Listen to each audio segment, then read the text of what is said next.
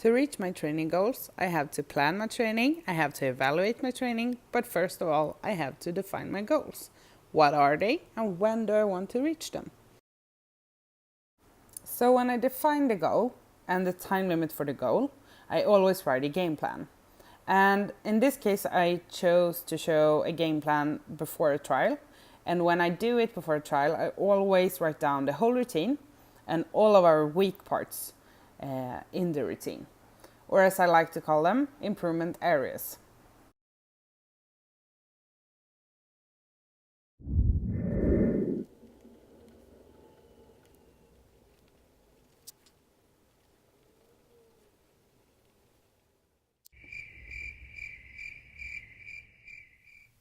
I do that until I defined all the improvement areas through the whole routine. And I make sure that I always define what I mean, like this one, better downs. What is better for me? I know that the thing I mean is faster downs, and then I have to define that. So I always try to go through it and write it so it's clear for me, so I can be clear for my dog.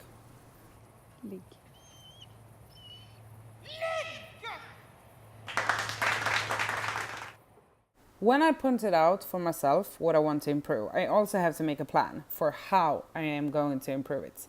I have to pick it apart to steps, and I have to define my criteria for every step. When do I move on to the next one? What do I reward my dog with? Let's take down in motion, for example. I want it to look something like this.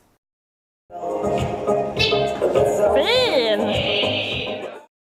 And to remind her about that, I picked it apart in steps. And I want to lure the jump until she's jumping maximum 10 centimeter and have a controlled jump. Then I will move on to the next step.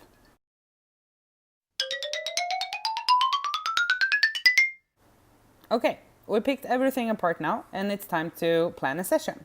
And then I will take steps that I picked apart from different parts of the routine. And I will place them in an order that fits me and my dog. Which part needs more energy? Place it in the beginning. Does any part need more warm-up that you work together for a while? Place it in the end. You have to know yourself as a handler and overall know your dog. How does it work? Okay, we had a session. Things went good and it went bad. Some things according to plan and some didn't.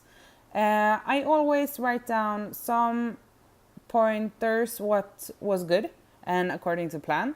Do I keep up my plan? And then the minus side is not this was bad. The minus side is what do we need to work on?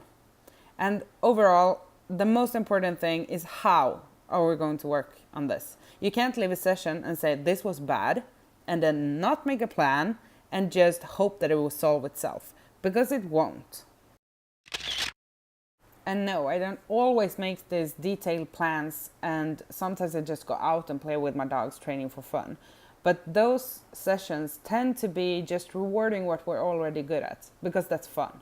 And if I want to educate a puppy or are going to compete soon, I do this planning to make sure that we're taking steps in the right direction. But this is just how I do. And the most important tip I can give you is to make it fit you.